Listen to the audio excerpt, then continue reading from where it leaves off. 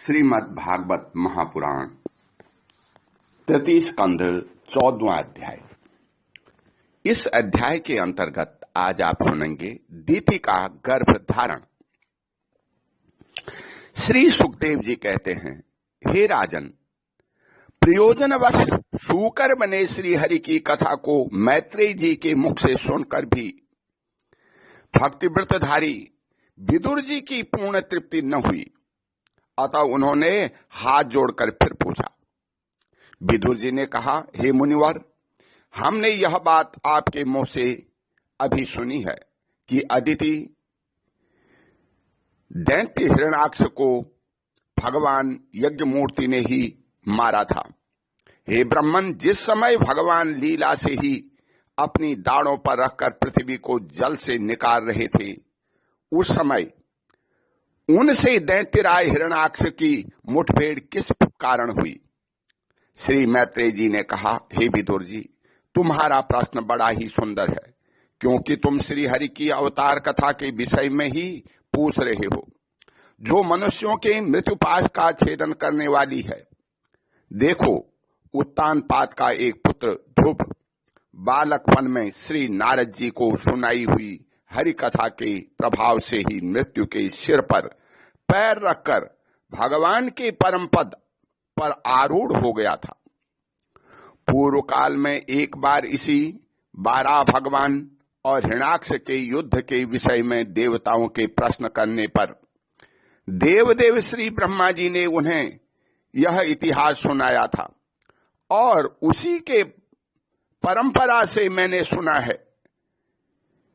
हे विदुर जी, एक बार दक्ष की पुत्री दीति ने पुत्र प्राप्ति की इच्छा से कामातुर होकर के सायंकाल के समय ही अपने पति मरीचि नंदन कश्यप जी से प्रार्थना की। उस समय कश्यप जी खीर की आहुति द्वारा अग्नि जिह्व भगवान यज्ञपति की आराधना कर सूर्यास्त का समय जान अग्निशाला में ध्यानस्थ होकर बैठे थे। दीति ने कहा, हे विद्वन, मतवाला हाथी जैसे केले के वृक्ष को मसल डालता है, उसी प्रकार यह प्रसिद्ध धनुर्धर कामदेव मुझ अबला पर जोर जता करके आपके लिए मुझे बेचैन कर रहा है। अपनी पुत्रवती सौतों की सुख समृद्धि को देखकर मैं ईर्ष्या की आग में जली जाती हूं। अतः आप मुझ पर कृपा कीजिए, आपका कल्याण हो। जिनके गर्भ से आप जैसा पति पुत्र रूप से उत्पन्न होता है, वे ही स्त्रियां अपने पतियों से सम्मानिता समझी जाती हैं। उनका सुयश संसार में सर्वत्र फैल जाता है। हमारे पिता प्रजापति दक्ष का अपनी पुत्रियों पर बड़ा स्नेह था। एक बार उन्होंने हम सबको अलग अलग बुलाकर पूछा कि तुम किसे अपना पति बनाना चाहती हो। वे अपनी संतान की सब प्रकार की चिंता रखते थे। अतः हमारा भाव जानकर उन्होंने उनमें से हम 13 पुत्रियों को, जो आपके गुण स्वभाव के अनुरूप थी, आपके साथ ब्याह दिया। अतः मंगल मूर्ते, हे कमलानयन, आप मेरी इच्छा पूर्ण कीजिए, क्योंकि हे महतम, आप जैसे महापुरुषों के पास दीन जनों का आना निष्फल नहीं होता। हे विदुर जी, दीति कामदेव के वेग से अत्यंत बेचैन और बेवश हो रही थी। उसने इसी प्रकार बहुत सी बातें बताते हुए दीन होकर के कश्यप जी से प्रार्थना की।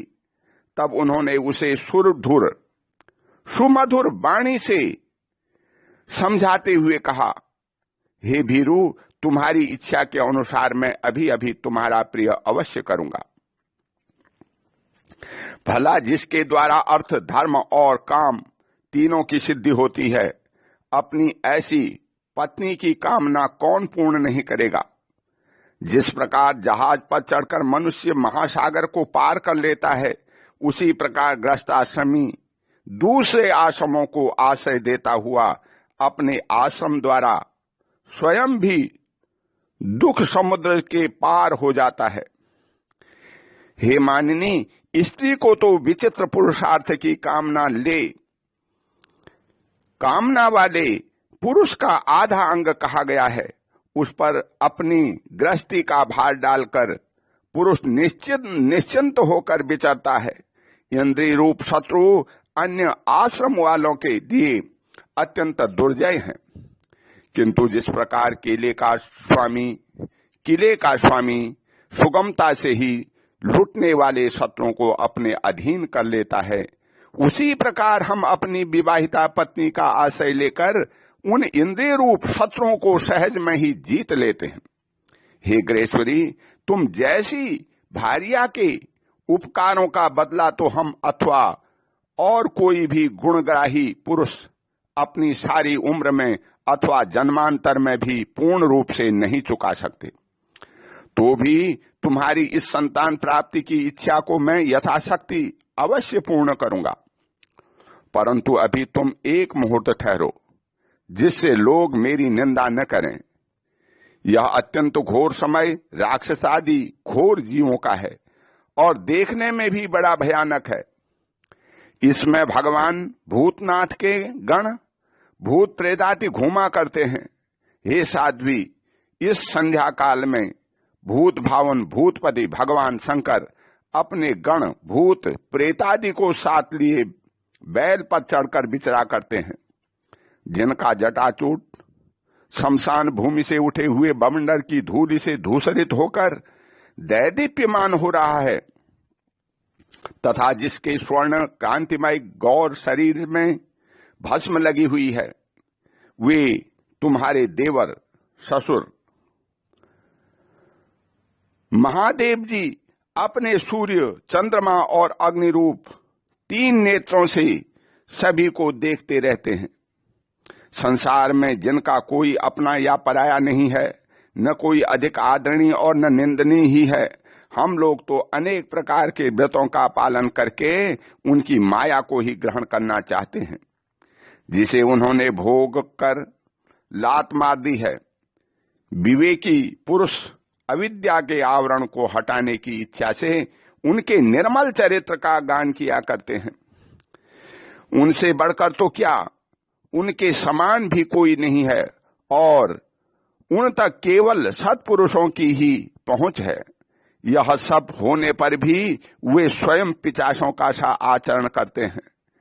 यह नरशक्ति कुत्तों का भोजन है।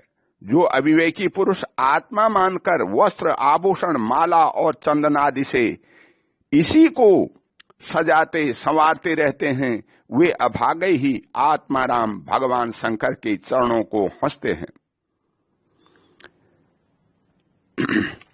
हम लोग तो क्या, ब्रह्मादि लोकपाल भी उन्हीं की बंधी हुई धर्म मर्यादा का पालन करते हैं।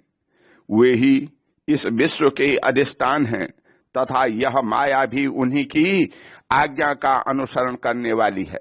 ऐसे होकर भी वे प्रेतों का सा आचरण करते हैं।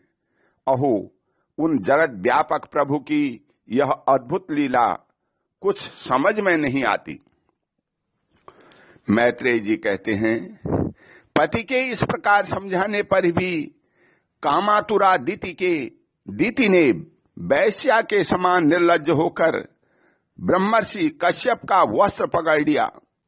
तब कश्यप जी ने उस निंदित कर्म में अपनी भार्या का बहुत आग्रह देख देव को नमस्कार किया और एकांत में उसके साथ समागम किया।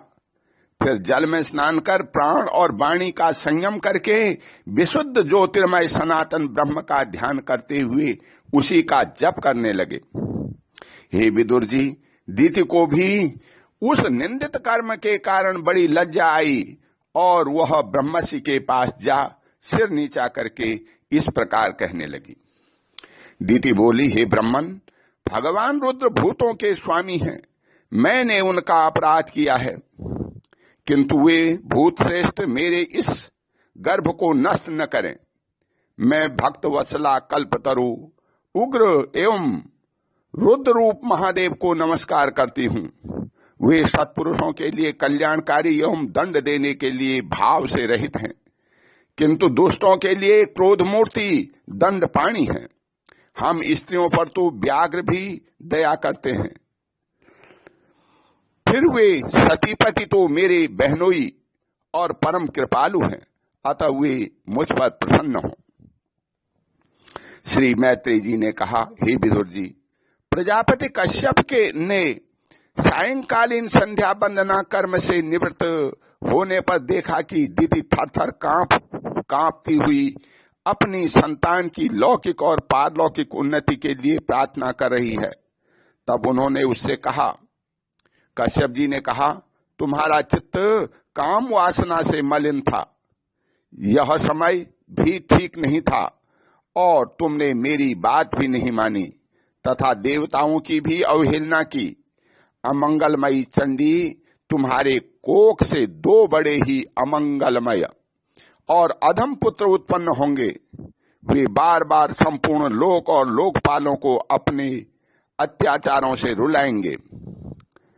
जब उनके हाथ से बहुत से निरपराध और दीन प्राणी मारे जाने लगेंगे, स्त्रियों पर अत्याचार होने लगेंगे और महात्माओं को शुद्ध किया जाने लगेगा, उस समय संपूर्ण लोकों की रक्षा करने वाले श्री जगदीश्वर कुपित होकर के अवतार लेंगे और इंद्र जैसे पर्वतों का दमन करता है, उसी प्रकार उनका वध करेंगे। दीति ने कहा, हे प्रभु, यही मैं भी चाहती हूं कि यदि मेरे पुत्रों का वध हो तो वह साक्षात भगवान चक्रपाणि के हाथ से ही हो। कुपित ब्राह्मणों के शापादि से न हो। जो जीव ब्राह्मणों के शाप से दग्ध अथवा प्राणियों को भय देने वाला होता है, वह किसी भी योनि में जाए, उस पर नारी की जीव भी दया नहीं करते। कश्यप जी ने कहा, हे देवी, तुमने अपने किए पर शोक और पश्चाताप प्रकट किया है। तुम्हें शीघ्र ही उचित अनुचित का विचार भी हो गया है तथा भगवान विष्णु, शिव और मेरे प्रति भी तुम्हारा बहुत आदर जान पड़ता है। इसलिए तुम्हारे एक पुत्र के 4 पुत्रों में से एक ऐसा होगा जिसका सत्पुरुष भी मान करेंगे और जिनके पवित्र यश को भक्तजन भगवान के गुणों के साथ गाएंगे। जिस प्रकार खोटे सोने को बार बार तपाकर शुद्ध किया जाता है, उसी प्रकार साधुजन उसके स्वभाव का अनुकरण करने के लिए निर्वैरता आदि उपायों से अपने अंतःकरण को शुद्ध करेंगे। जिनकी कृपा से उन्हीं का स्वरूप भूत यह जगत आनंदित होता है, वे स्वयं प्रकाश भगवान भी उसकी अनन्य भक्ति के से संतुष्ट हो जाएंगे। हे दिति, वह बालक बड़ा ही भगवत भक्त, उदार हृदय, प्रभावशाली और महान पुरुषों का भी पूज्य होगा तथा प्रौढ़ भक्ति भाव से विशुद्ध और भावान्वित हुए अंतःकरण से श्री भगवान को स्थापित करके देहाभिमान को त्याग देगा। वह विषयों में अनासक्त शीलवान गुणों का भंडार तथा दूसरों की समृद्धि के लिए सुख और दुख से में दुख मानने वाला होगा। उनका कोई शत्रु न होगा तथा चंद्रमा जैसे ग्रीष्म ऋतु के ताप को हर लेता है, वैसे ही वह संसार के शोक को शांत करने वाला होगा। जो इस संसार के बाहर भीतर सब ओर विराजमान है, अपने भक्तों के इच्छानुसार समय समय पर मंगल विग्रह प्रकट करते हैं और लक्ष्मी रूप लावण्य मूर्ति ललना की भी शोभा बढ़ाते हैं तथा जिनका मुखमंडल झिलमिलाते हुए कुंडलियों से सुशोभित है, उन परम पवित्र कमल नयन श्री हरि का तुम्हारे पौत्र को प्रत्यक्ष दर्शन होगा। श्री मैत्रेय जी कहते हैं, हे विदुर जी, दीति ने जब सुना कि ऐसा पौत्र भगवान का भक्त होगा, तब उसे बड़ा आनंद हुआ तथा यह जानकर कि मेरे पुत्र साक्षात श्री हरि के हाथ से मारे जाएंगे, उसे और भी अधिक उत्साह हुआ। ओम शांति। बोल श्री कृष्ण भगवान की जय।